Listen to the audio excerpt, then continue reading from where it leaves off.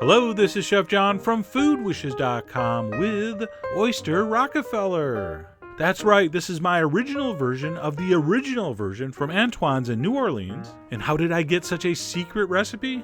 I know a guy. But anyway, we're going to try to stay as true to the original as possible. There's no bacon, there's no cheese, it's just fresh oysters and the world's best compound butter. And this is how you put it together.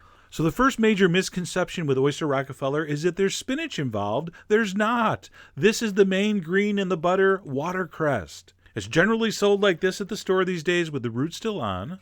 So we're going to cut that right where the leaves start. Don't worry about picking out those little stems. They taste exactly the same as the leaves. And watercress has this great herbaceous, peppery characteristic, which is just so perfect in this. So I'm going to chop up about a cup. And all this is going to get blended with butter, but I do like to give everything a chop first. It will just mix a lot better. All right, in addition to the watercress, we're going to need some other greenness.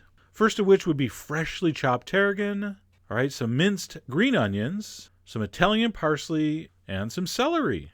All right, and then maybe the most important ingredient, Pernod, which is kind of an anisette flavored liqueur. You can see here, product of France. Looks like the vintage of this one would be 1805, which I believe was an excellent year for Pernod.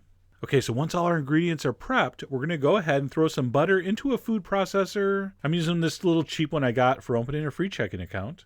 I'm going to dump in my watercress. I'm going to add just a little bit of breadcrumb that's going to give it some body. We're going to dump in our chopped herbs, celery, and onions. And then 2 nice big spoons of the Pernod.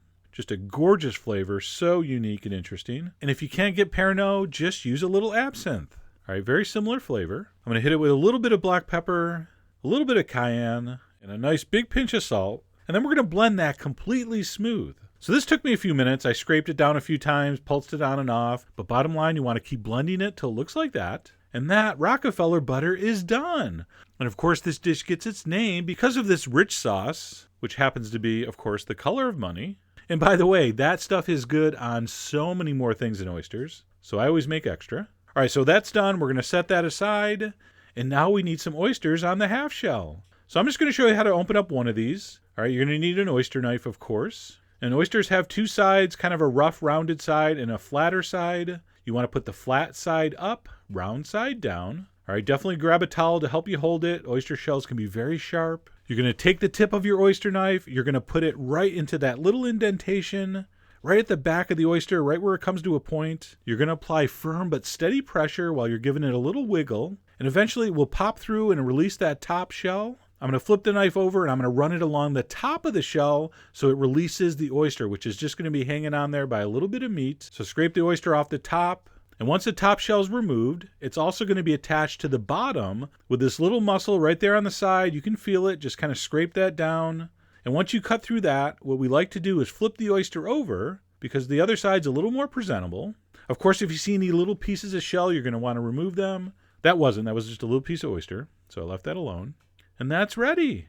All right, next up, because these are going to be cooked in a very hot oven, we need a heat-proof dish. I'm going to fill it up with some coarse salt or rock salt. That's going to hold the oysters in place. All right, it's also going to keep everything nice and warm. So I'm going to nestle my oysters down into the salt. I think if you're doing an appetizer, 6 would be a perfect portion.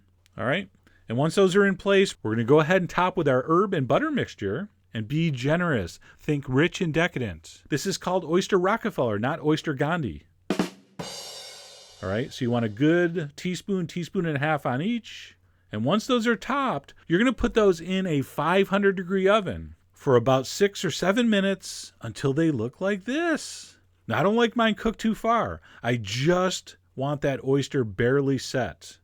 All right, if you want it chewy and rubbery, cook it longer. But it should just barely spring back when touched. And if you want, you could put these under a hot broiler for a minute just to glaze the top a little more. I actually cheat and do with a blowtorch, which is again why I'm careful not to overcook these. All right. And once those are glazed, I'm going to serve that with a little bit of lemon, a seafood fork. By the way, that is not a freakishly small seafood fork. They're supposed to be that size. And that is one of the great bites in American culinary history. I mean, look at that. That unique combination of the aromatic herbs and the anisette flavor and aroma from the tarragon and the Pernod. It's just incredible.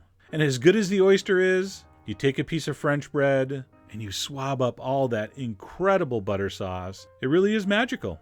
And as I mentioned earlier, I always make extra of this butter because it's so good spread on top of any kind of seafood. So go find yourself some Pernod. The rest of the ingredients are easy to find and make what I and many other foodies consider one of America's greatest indigenous recipes. All right? So I hope you give that a try. Head over to foodwishes.com for all the ingredient amounts and more info as usual.